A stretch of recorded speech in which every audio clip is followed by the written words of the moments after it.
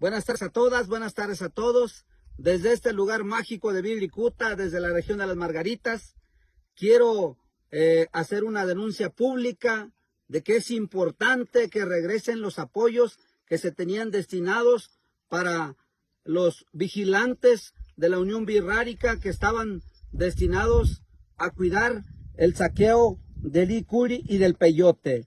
Al mismo tiempo, mitigaba los incendios forestales que se están dando en este momento en la región de Matehuala, en la región de Cedral.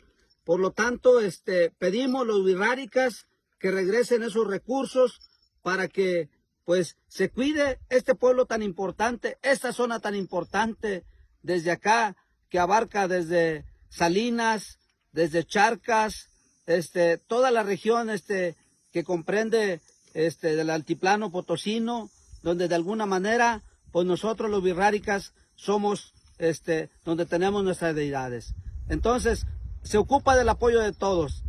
Cuidemos Viricuta, todos los huicholes, los coras y los mestizos. Y que viva Viricuta.